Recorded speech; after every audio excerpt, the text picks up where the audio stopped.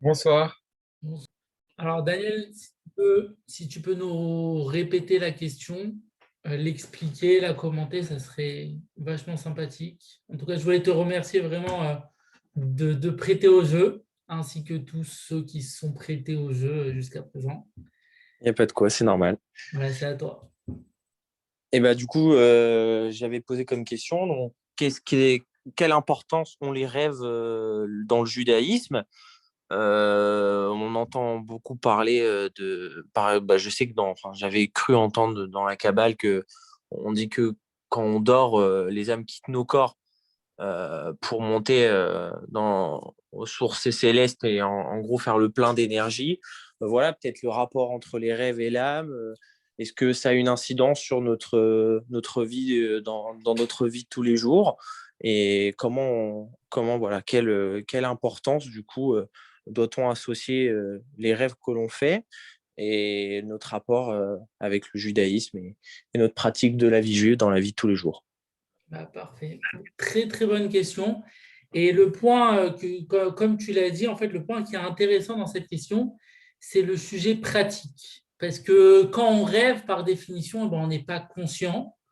Quand on rêve, on est absent de notre corps, par définition. Et en fait, ce qui est intéressant dans les sujets, toujours, depuis, ça fait quelques semaines maintenant, toujours, c'est la réaction pratique qu'on peut avoir face à une question, face à un questionnement, quelle peut être notre expérience. Et en fait, je souhaite vraiment commencer, comme toujours, par nos sources talmudiques, bibliques, et pour vraiment commencer à la base, je dirais pas la base de la base, parce que la base de la base, ça peut être commencer peut-être par le rêve de Jacob, le rêve de Joseph, mais je vais un petit peu m'éloigner réellement, un petit peu m'éloigner de ces sources, mais comment le rêve est défini dans la Bible. Et il y a un verset dans Job. Job nous dit la chose suivante. Dieu, il parle une seule fois. Il ne répète pas deux fois. Et il va nous raconter en fait que Dieu, il parle souvent à travers des songes, à travers le rêve. Et il nous dit un verset, je vais le lire directement en français. Dans un songe, vision de nuit, alors que tombe une torpeur sur les hommes pendant qu'ils dorment sur un lit. Alors, il fait une révélation aux hommes et par des apparitions, il les effraie. Pour Job, pour Yov, le rêve a cet effet d'effrayer l'homme. C'est-à-dire, et on l'explique, les commentateurs classiques de la Bible et du livre de Job, notamment le Metsudot David, il explique que le rêve a pour effet d'effrayer l'homme. Alors, il suit en fait une logique talmudique qui dit qu'on ne fait rêver un homme bon, on ne le fait pas rêver un bon rêve. Au contraire, on lui donne un mauvais rêve pour qu'il réfléchisse, ou du moins pour l'éveiller à ce qu'on appelle la tchouva, à ce qu'on appelle ce retour dans le droit chemin. Et donc pour Job, et donc par conséquence qui est un livre de prophétie, et donc Dieu en fait nous fait rêver pour nous éveiller à une profondeur, à une dimension un petit peu plus métaphysique, et donc à nous faire réfléchir sur l'aspect, la dimension, la route à suivre dans notre vie. Mais en fait, ce qui est intéressant, ce n'est pas simplement cette dimension-là. C'est réellement est-ce qu'on doit prendre en compte le rêve ou pas. Ça, c'est une très bonne question, et c'est la question de Daniel. Et en fait, si on regarde un petit peu nos sources, et surtout dans le Talmud, eh bien, on va voir qu'il y a un grand paradoxe. Il y a une grande question. Est-ce qu'on doit prendre en compte le rêve ou pas? Il va y avoir certaines sources talmudiques, comme par exemple le traité Brachot 55, 57, on va nous dire que le rêve, c'est 1/60 de la prophétie. Alors, on n'a pas besoin d'arriver jusqu'à la Kabbale, c'est réellement une Gemara, c'est-à-dire un Talmud qui est dit de cette manière-là. Le rêve est 1/60 de la prophétie. Alors, on va expliquer cela, le Ramchal, le Rav Hirsch et d'autres expliquent cela de la manière suivante. Il y a dans le dans l'homme deux parties, on l'a souvent dit. Il y a le corps et l'âme. Lorsqu'on dort, le corps est par définition inactif, à moins que vous parlez en dormant, à moins que vous marchez en dormant, mais ça, c'est peut-être une maladie, je ne sais pas. Mais de manière générale, on dort, le corps est off, le corps est inactif. Et donc, par définition, les rabbins de la pensée juive vont nous dire que c'est l'âme qui est active. Et par définition, l'âme est proche de Dieu, est proche de la prophétie, parce que Dieu est la source de toute prophétie. Et donc, c'est cela. Un soixantième de la prophétie qui réside dans le rêve. Ça va aussi dans la même logique d'une Mara qui nous dit que un soixantième du sommeil, c'est la mort. Parce que, en fait, il y a encore cette idée-là que quand on dort, on est inactif, notre corps n'est pas actif, l'âme, au contraire, elle prend pleine possession du corps, de ce qu'on pourrait appeler de l'homme, et donc l'âme va aller réellement à côtoyer son domaine, qui est par définition Dieu, qui est par définition la prophétie. Alors, il faut comprendre réellement ce que c'est, je ne sais pas vraiment définir, mais en tout cas, c'est un Talmud qui nous dit, eh ben alors, Auriel nous dit, il ne comprend pas le principe du 1/60e. C'est peut-être mathématique, alors ce n'est pas une définition mathématique de la chose, mais le Talmud va nous dire, et je rebondirai sur la remarque de Daniel, et c'est une très bonne remarque, 1/60e, le Talmud nous dit la chose suivante. Quand on dort, alors notre corps est inactif. Ça, tout le monde le comprend, j'imagine. Quand on dort, alors notre âme, elle, au contraire, est active, et donc va aller...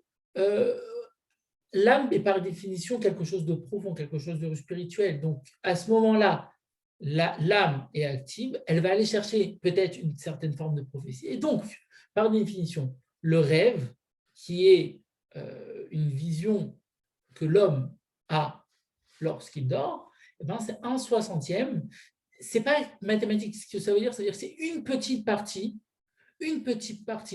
eh ben, du rêve, une petite partie de la prophétie. Voilà, j'espère qu'Auriel, tu as compris. Et pour Daniel, c'est réellement la même chose. Quand on se réveille, on dit Modéani parce que on remercie Dieu qui nous a remis notre âme réellement dans notre corps, parce que réellement, il y avait 1/60e de notre corps qui était parti.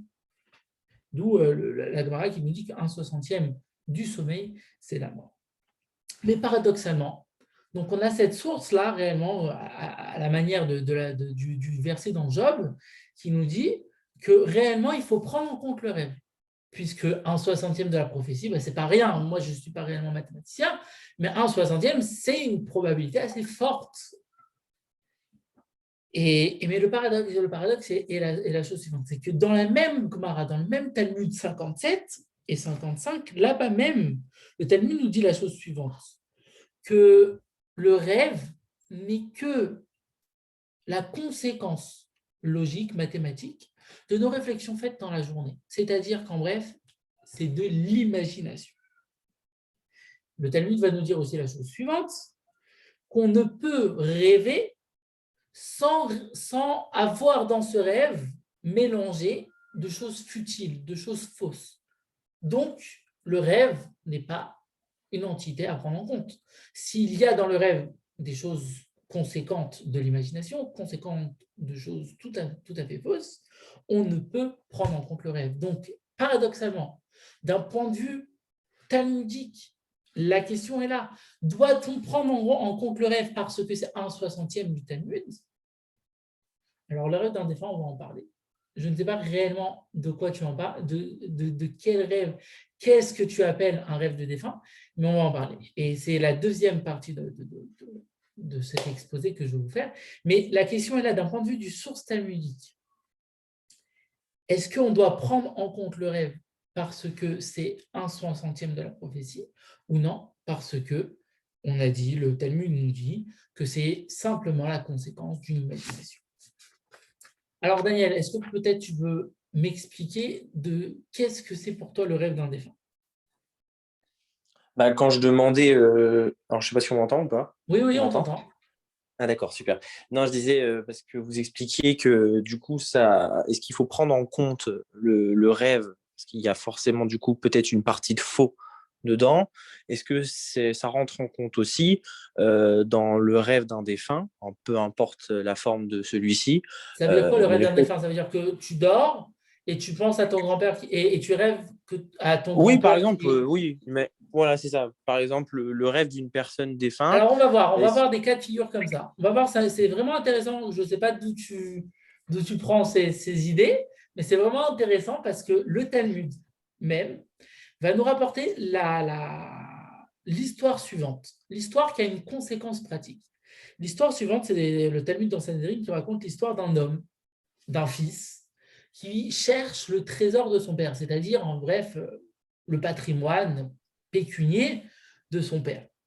Et il le cherche et il ne le trouve pas. À l'époque, c'est pas comme aujourd'hui, il n'y avait pas de banque, c'était plutôt des cachettes, etc. Et il le cherche, il sait que son père a mis de l'argent de côté et il ne le trouve pas. Son père lui apparaît en rêve, d'où le rêve du défunt. Son père lui apparaît en rêve et lui dit la chose suivante. Voilà, va sous telle pierre, relever sous telle pierre, dégager un peu de terre et tu trouveras là-bas de l'argent. Mais il lui dit, c'est pas tout. Il continue son histoire, il continue son rêve. Dans ce que tu vas trouver, il y a une grande partie de l'argent qui ne t'appartient pas. C'est l'argent de la tzedaka. La question est donc, est-ce que maintenant, le fils va, l'histoire continue, le fils va soulever telle pierre, un peu de terre, et trouve le trésor de son père. Donc, ça veut dire que le rêve de défunt a une certaine conséquence, a une certaine véracité. Mais le fils en question se pose la question, est-ce qu'une partie de l'argent appartient à la tzedaka, appartient, ne lui appartient pas, ou pas, ou puisque le rêve est fruit de l'imagination, comme le Talmud nous l'a dit, eh bien, ça n'a aucune conséquence. Le Shulchan Aruch, qui est le code juridique, le code civil de la loi juive, va trancher c'est pas de lui-même, c'est le Talmud lui-même dans ce traité Sanhedrin a tranché. Il nous dit la chose suivante, le rêve n'a aucune conséquence. C'est-à-dire, bien qu'il a été vérifié, il a soulevé telle pierre, il a suivi les paroles de son père, mais il n'a aucune conséquence dans la vie pratique. C'est-à-dire que si son père lui a dit 50% appartient à la tzaka, il n'est pas obligé de lui donner à la tzaka, c'est tout l'argent lui appartient.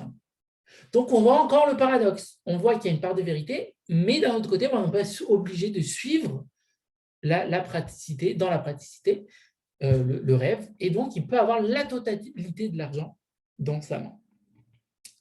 Mais ce n'est pas là, ce n'est pas tout. Le Talmud, dans un autre endroit, c'est dans le traité Nédarim, il nous raconte la chose suivante, il nous raconte une histoire un peu différente, mais toujours du rêve. Un bonhomme qui rêve dans la nuit, qu'il est excommunié. Excommunié, c'était une pratique qui n'a plus trop d'incidence aujourd'hui, et c'est une pratique qui était assez relative à l'époque talmudique, une personne qui a eu un comportement assez pas top, disons, ben, elle va être excommuniée, elle va être mise à l'écart du peuple, elle va être exilée peut-être dans un deuxième temps. Les conséquences pratiques, ce n'est pas intéressant. Est-ce que maintenant, quand il se réveille, qu'est-ce qu'il doit faire? Est-ce que ça a une incidence dans sa vie pratique? Le Talmud nous dit que oui. On considère dans la vie pratique qu'il a été excommunié et donc il faut faire une sorte de procédure pour maintenant le réintégrer à la vie civile, ce qui est aussi pas intéressant. Mais on voit encore une fois un paradoxe. D'un côté, le Talmud qui nous dit que suite au rêve d'un défunt, qui lui a dévoilé que voilà, le trésor, l'histoire du trésor, avec une partie de l'argent qui appartenait à la tzedaka, il n'y a aucune conséquence. Il peut avoir tout l'argent. Et d'un autre côté, on voit que le rêve d'une excommunication, d'un nidouille, ce qu'on appelle, le terme hébraïque, c'est le nidouille, a oui des conséquences. Et il faut faire une procédure pour l'expier un petit peu de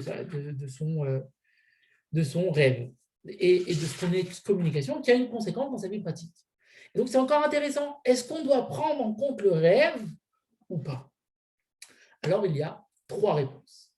Et c'est pour la majorité des réponses, ça va être réellement des incidences pratiques, c'est-à-dire des lois, et ça va nous donner des pistes pour savoir quel rêve prendre.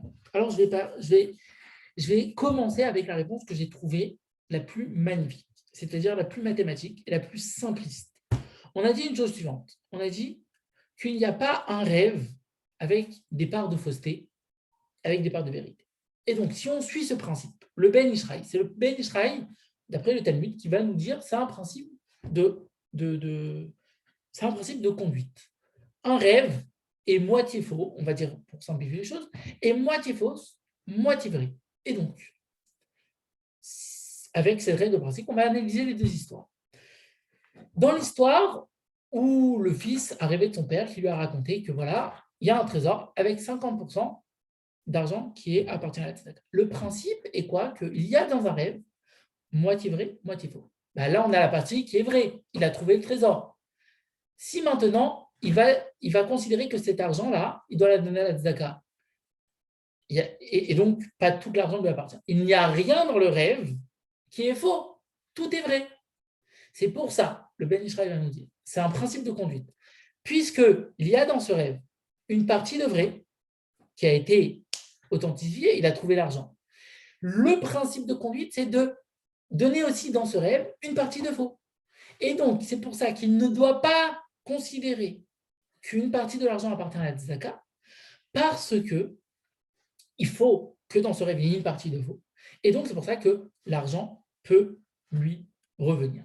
Vous comprenez l'histoire? Il faut que dans le rêve, il y ait une partie de vrai, une partie de faux. C'est mathématique. On va dans la deuxième histoire, où le bonhomme a rêvé qu'il a été excommunié. Pourquoi maintenant on donne de la probabilité, de l'importance à cette excommunication dans sa vie? Parce que si maintenant on ne donne pas d'importance à cette excommunication dans sa vie, il n'y a rien de vrai. Il n'y aura que du faux.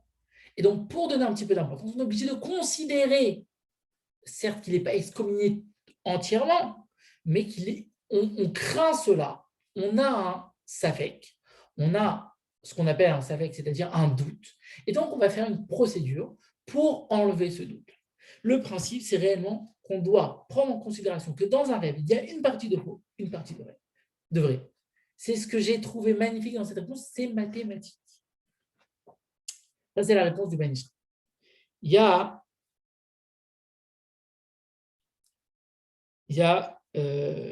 a la réponse talmudique, je dirais. Il y a la réponse du Tashbetz. Il y a un principe, alors je ne sais pas si vous comprendrez réellement cette réponse, c'est assez talmudique. Je vais essayer de faire assez simple. Il y a dans nos 2 histoires, dans le paradoxe, dans la question qu'on a posée, il y a 2 sujets. Il y a un sujet d'argent et il y a un sujet d'excommunication. C'est ce qu'on appellerait quelque chose d'interdit. Pourquoi je dis ce mot? En fait, c'est quelque chose qui a une conséquence interdite, qui a une conséquence non pas monétaire, mais interdite, pour simplifier les choses. Le principe, dans tout ce qui est loi monétaire, le principe juif, dans tout ce qui est loi monétaire, c'est par exemple si maintenant je vous dis, un gars, il s'appelle Georges, je dis à Georges, tu me dois de l'argent. Georges va lui dire, il va nous dire, pourquoi, je ne sais pas, prouve-moi. Le principe juridique de la loi juive, c'est de prouver. Celui qui demande quelque chose de son ami doit le prouver. C'est un principe qu'on retrouve aussi dans la loi juridique civile de nos pays démocratiques. Et donc, tant qu'on n'a pas prouvé, on ne prend pas en considération. C'est la même chose. Un rêve n'est pas une preuve juridique. Et donc, le rêve qui nous a dit que maintenant, ça appartenait à la tzedaka, la moitié appartenait à la tzedaka, ce n'est pas une preuve. Donc, tant que la tzedaka ne nous a pas prouvé, on ne peut pas prendre en considération. Concernant l'interdit, si maintenant je dis voilà, cette femme, c'est ma sœur. Je n'ai pas le droit de me marier avec ma sœur. donc cette femme est interdite à moi, pour simplifier les choses. Eh bien, même si je n'ai pas de preuve, je dois prendre en considération cet interdit que je me suis fixé, qui est là, et donc, on prend en considération la même chose. Le rêve, bien que ce n'est pas une preuve, par rapport à l'histoire de l'excommunication, ça a fixé un interdit, et donc pour continuer dans la vie pratique, on est obligé d'en prendre compte parce que c'est un interdit. Donc voilà, on a répondu les deux questions. Certes, ce n'est pas une règle de conduite par rapport au rêve, mais voilà, il y avait un paradoxe. D'un côté, une histoire d'argent, c'est-à-dire le rêve nous a apporté une conséquence monétaire dans notre vie. Comment la prendre en considération? Ça, on a dit qu'on ne prend en considération seulement qu'on a une vraie preuve authentique. Le rêve n'est pas une preuve. Certes, le rêve n'est pas une preuve aussi pour fixer un interdit, mais puisque l'interdit nous fixe quelque chose qu'on doit toujours prendre en considération, c'est le principe, c'est ce qu'on appelle safek issoura. Lorsqu'on a un doute sur l'interdit, la khumra, on le prend en considération. C'est pour ça que dans le rêve, concernant l'excommunication, on l'a pris en considération. Il y a une troisième réponse, et c'est la réponse de Rav Asher Weiss, qui nous dit la chose suivante. Le rêve a une conséquence seulement et seulement lorsque maintenant il vient à imposer, à créer quelque chose qu'il n'y avait pas dans notre journée. Alors lui, le Rav Asher Weiss, il a compris la Gemara. On a cité un Talmud au tout début de notre exposé qui nous dit la chose suivante. Le rêve est le fruit de l'imagination de notre journée. C'est-à-dire, il le prend comme ça. Lorsque maintenant, on a, par exemple, rêvé, le fils en question, par exemple, dans le rêve de l'argent, le fils en question, il cherchait le trésor de son père. Et donc, toute la journée, il a expérimenté cela. Il s'est couché dans la nuit. Il avait toujours cette idée, on fait souvent des rêves, et ça nous arrive à toujours, on fait souvent des rêves qui sont simplement les expériences qu'on a eues dans la journée, ou peut-être les réflexions qu'on a eues, ou le rêve éveillé qu'on a eu, par exemple, on rêvait d'être riche. On est riche dans la nuit. C'est souvent les conséquences comme ça. Lorsque maintenant arrive une situation où on a un doute dans le rêve, comme par exemple, on a rêvé, le fils qui cherchait, donc il a expérimenté dans la journée cette recherche du trésor de son père, arrive dans la nuit et comme par hasard, il rêve du trésor de son père. Alors à ce moment-là, on peut prendre en considération. Pourquoi? Parce qu'on va dire c'est le fruit de l'imagination. Mais lorsque maintenant, il n'y a aucune expérience de notre journée qui s'est reproduite dans notre rêve. Le rêve, on va appeler, le rêve est créateur d'une situation. Alors à ce moment-là, oui, il faut le prendre en considération. Ça, c'est une conduite à suivre. Et c'est souvent ce qu'on se dit, lorsque maintenant le rêve, on a eu l'expérimentation du rêve dans la journée, on a tendance à moins le prendre en compte. Mais lorsque maintenant, on n'a rien, on n'a pas eu l'expérience dans la journée d'une idée, et dans la nuit, tout à coup, cette idée apparaît, alors là, on va vraiment commencer à flipper. Là, on va se dire, c'est pas normal. Pourquoi je rêve ça? Et quand j'ai une deuxième fois, une troisième fois, c'est à ce moment-là qu'on flippe. Et en fait, l'idée, c'est comme ça, que lorsque les rêves est créateur, alors là, oui, il faut prendre en considération. Donc, on a réellement trois idées. On a trois idées fortes, ce que je dirais. Trois pistes à suivre. Est-ce que réellement, on doit prendre en considération le rêve ou pas? Et c'est ce que j'ai aimé dans ces pistes, parce que c'est une vraie question, en fait. En fin de compte, pour conclure ces deux questions que j'ai posées, c'est réellement une vraie question. Est-ce qu'on doit prendre, et ce n'est même pas moi qui les ai posées, c'est Daniel encore, je m'excuse. Donc,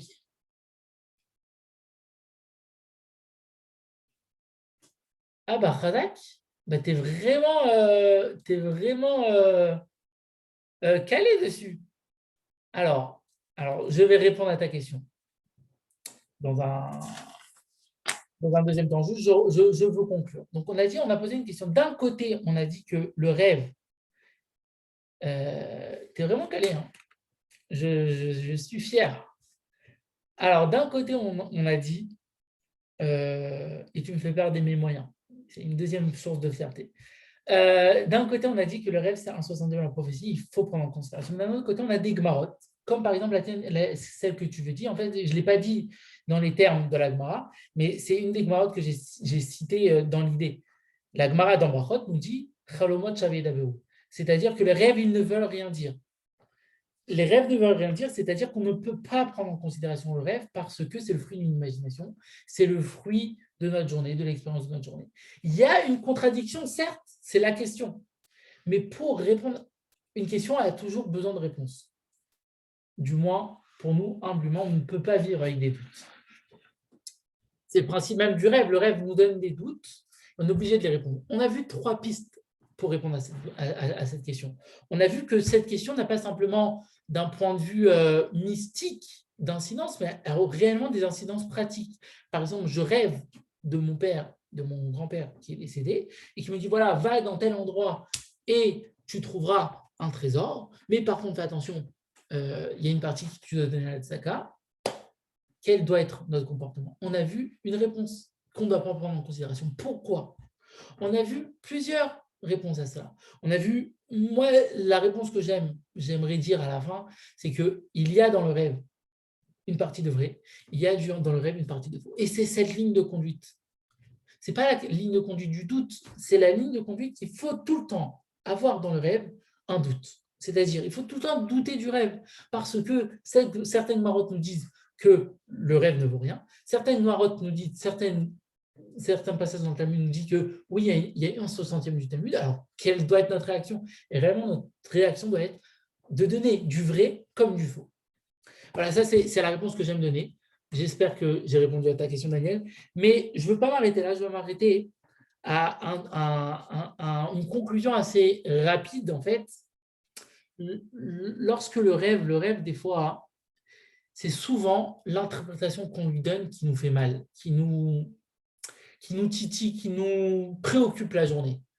Souvent, on va rêver, par exemple, il y a des Gemara qui nous disent que si maintenant on rêve, je ne sais plus exactement du terme, mais rêve d'un éléphant, ce n'est pas réellement de bon augure. Il faut faire des choses, il faut faire des procédures pour réellement enlever cette mauvaise augure. Qu'est-ce que la Gemara nous dit? La Gemara nous dit qu'en fait, c'est souvent la mauvaise interprétation qu'on donne aux rêves, c'est-à-dire la conséquence pratique de notre journée, ça va être une conséquence psychologique. Si maintenant on donne au rêve une conséquence dans notre vie, alors là, ça va nous faire mal. Et le Talmud nous dit la chose suivante, que si maintenant un rêve nous préoccupe, alors il y a quelques solutions pour enlever cette préoccupation, ou pour du moins essayer de faire quelque chose d'agréable de notre journée.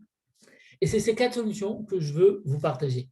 Pour savoir qu'il y a des solutions pratiques, alors peut-être qu'il y a certaines solutions qui ne vont pas réellement vous parler, mais d'autres peut-être un peu plus. Et c'est ces 4 situations qu'il faut… Alors aujourd'hui, on dit, juste pour savoir, aujourd'hui on dit que on ne se trouve pas réellement dans une génération qui a une proximité particulière à Dieu. Et donc, on ne peut réellement donner une incidence, puisque le rêve est la résultante d'une prophétie, on ne peut pas réellement donner une incidence, c'est-à-dire si on donne une conséquence au rêve, c'est un 60e de prophétie, puisqu'on est dans une génération qui n'est pas proche de Dieu, pas de la manière que Dieu il est éloigné, de la manière que Dieu il ne se dévoile pas à nous. Il n'y a pas de miracle, c'est l'approche que Dieu a. Il faut aller chercher d'autres proximités à travers l'étude de la Torah, à travers la prière, etc. Mais l'approche de Dieu, ce n'est pas ce qu'on appelle un dévoilement, mais c'est au contraire quelque chose où Dieu est caché. Et donc, il ne faut pas réellement donner une conséquence, une consistance au rêve. Mais si réellement le rêve te fait mal, c'est-à-dire parce que tu lui as donné une conséquence dans ton imagination, dans ta psychologie, alors il y a 4 pratiques à faire. La première pratique, c'est d'aller voir un rave qui va te l'interpréter de la bonne manière. Puisqu'on a dit que dans le rêve, il y a des bonnes choses et des mauvaises choses, il y a toujours à interpréter, même si on ne voit pas, nous, à nos yeux, parce qu'on a toujours une tendance à être très pessimiste sur notre vie, peut-être, il faut aller voir chez un rave qui va nous l'interpréter d'une bonne manière et donc avoir dans notre vie une certaine forme de positivité. Ça, c'est la première solution. La deuxième solution, c'est de faire le jeûne. Pourquoi? Parce que, comme on a dit, le passouk dans Job nous dit que le rêve nous incite, nous appelle, le rêve est un appel à la tchouva. Et donc, le jeûne, c'est aussi cette procédure de tchouva. Le jeûne, la halakha va nous dire aussi, il faut donner la tzedaka, ou faire… Alors, certains disent le jeûne de la parole, certains disent le jeûne de la nourriture. En tout cas, il faut, en fait, le principe, c'est réellement se rapprocher de Dieu, faire la tchouva, avoir réellement une certaine forme de proximité à Dieu, un rapprochement à Dieu. Là, il y a deux autres solutions qui sont assez intéressantes. C'est aussi, il y a une procédure à faire, c'est-à-dire une sorte de demande à Dieu, d'interprétation, ou du moins que le rêve ne tourne pas au malheur. Cette procédure, il faut la faire spécifiquement à un moment de la prière. C'est le moment où nos sages nous enseignent qu'il y a un moment dans la prière qui a le potentiel de changer le rêve en quelque chose de bien. Ce moment-là, c'est la Birkat Kohanim. Vous savez, les Kohanim, quand il y en a, bénissent les hommes parce que Dieu leur a conféré ce pouvoir-là. Mais ce pouvoir-là, nos sages nous enseignent, a aussi cette particularité de faire que le rêve change d'interprétation, change de pouvoir. Ça, c'est une troisième solution. Il y a une quatrième solution, c'est une procédure d'expiation du rêve. Il faut le faire avec la réunion de 3 personnes, 3 peut-être personnes qui nous aiment, et leur demander, leur raconter le rêve, et les personnes vont dire la phrase suivante: Chalom Tov, Chalom Shalom. Ton rêve va être un bon rêve et un rêve de paix. Ils le répéteront 3 fois. Alors, ne me demandez pas le sens de cela, pourquoi, comment, mais il faut le faire 3 fois. Et le rêve aura une autre conséquence. En tout cas, on voit réellement, et je souhaite remercier encore une fois Daniel pour cela, on voit que le rêve a réellement de réelles incidences pratiques dans notre vie. Alors certes, c'est un paradoxe, certes, ça part d'une question qui est à double tranchant, c'est-à-dire on a des preuves pour l'un des côtés comme l'autre des côtés. Mais on a réellement de réponses pratiques et intéressantes, j'ai trouvé. Voilà, c'est ce que je souhaitais vous partager ce soir et vous remercier encore une fois. Voilà, de toute façon, je vous verrai pour ce Shabbat. Voilà. En tout cas, merci beaucoup Daniel. S'il y a des questions, s'il y a des partages, merci Aurélia de ta présence. Voilà, j'espère avoir répondu à ta question, Daniel, en vous souhaitant une excellente fin de soirée. Merci à vous. Merci beaucoup, en tout cas, c'était très intéressant. Merci Ariel, de rien. Merci à vous. Bye bye, bonne soirée. Merci Mathilde. Bye, bonne Ben. soirée. Merci. Bye bye.